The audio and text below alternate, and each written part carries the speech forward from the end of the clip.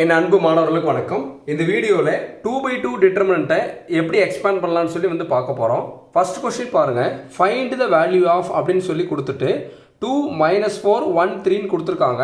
இது ஒரு 2/2 டிட்டர்மினண்ட். இங்கே பாருங்கள், இது ஃபர்ஸ்ட் ரோ, இது செகண்ட் ரோ, இது first column, second column, 2 row 2 காலம் இருக்கிறதுனால இது என்ன 2/2 டிட்டர்மினண்ட். டிட்டர்மினண்ட்னாவே ரோவும் காலமும் எப்பயுமே நம்மளுக்கு என்ன இருக்கும், ஈக்குவலாக இருக்கும். சரிங்களா? இப்போ இந்த 2/2 டிட்டர்மினண்ட் எப்படி எக்ஸ்பேண்ட் பண்ணலாம்னா, இங்கே பாருங்கள், இந்த டயகனல் எலமெண்ட்ஸ் ஃபர்ஸ்ட் மல்டிப்ளை பண்ணணும். 2/2 டிட்டர்மினண்ட் பார்த்துட்டாலே நம்ம என்ன பண்ணோம்னா பிராக்கெட் மைனஸ் பிராக்கெட்டுங்கிற இந்த விஷயத்தை ஞாபகம் வச்சுங்க. இப்போ இந்த டயகனல் எலமெண்ட்ஸை மல்டிப்ளை பண்ணலாம். 2 × 3 2 3 சார் நம்மளுக்கு என்ன வரும், 6 வருங்களா? தெரியாதவங்க கால்குலேட்டர் எடுத்துகிட்டு இப்போ இப்படி மல்டிப்ளை பண்ணிக்கோங்க. 2 × 3 ஆன்சர் பாருங்கள் 6 வருதுங்களா? இது எழுதிக்கோங்க. அடுத்து நம்ம என்ன பண்ணோம்னா இந்த டயகனல் எலமெண்ட்ஸ் நம்ம மல்டிப்ளை பண்ணணும். 1 × -4 1 × -4 ஆன்சர் என்ன வரும் பாருங்கள், -4 வருங்களா? அதை செகண்டாக இருக்கக்கூடிய ப்ராக்கெட் எழுதிக்கங்க.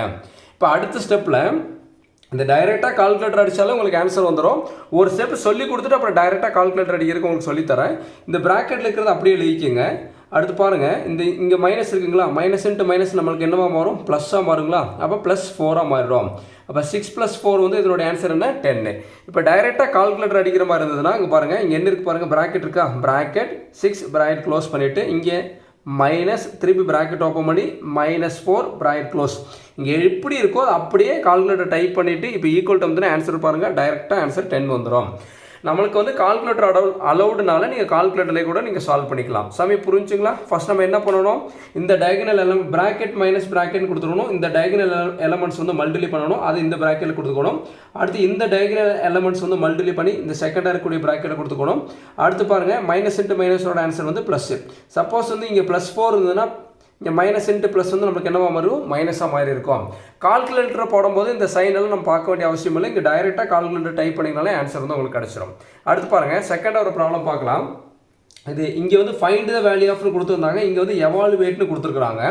எவாலுவேட்னு கொடுத்துட்டு டிட்டர்மெண்ட் கொடுத்துட்டாங்க. sin θ - cos θ cos θ sin θன்னு கொடுத்துருக்காங்க.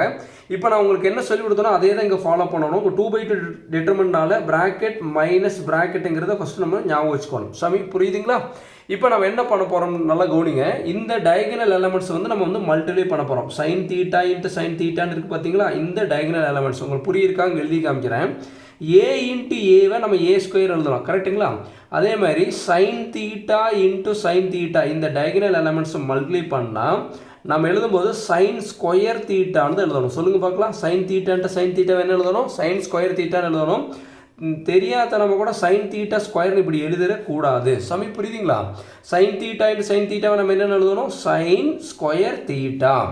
அடுத்து நம்ம என்ன பண்ண போகிறோம்னா இந்த டயகனல் எலமெண்ட்ஸை நம்ம மல்டிப்ளை பண்ண போகிறோம். இங்கே பாருங்கள், இந்த cos θக்கு முன்னாடி என்ன இருக்குது, ப்ளஸ் இருக்குங்களா? இங்கே என்ன இருக்குது, இந்த cos θக்கு முன்னாடி மைனஸ். ப்ளஸ் இன்ட்டு மைனஸ் நம்மளுக்கு என்ன வரும் பாருங்கள், மைனஸ் வருங்களா? ஃபஸ்ட் அந்த சைன் எழுதிக்கலாம்.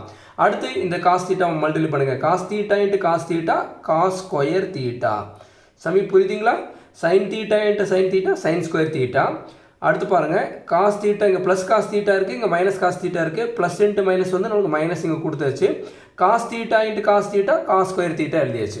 இப்போ நம்ம என்ன பண்ண போகிறோம், இந்த ப்ராக்கெட்டில் இருக்கிறத அப்படி எழுத போகிறோம், sin² θ.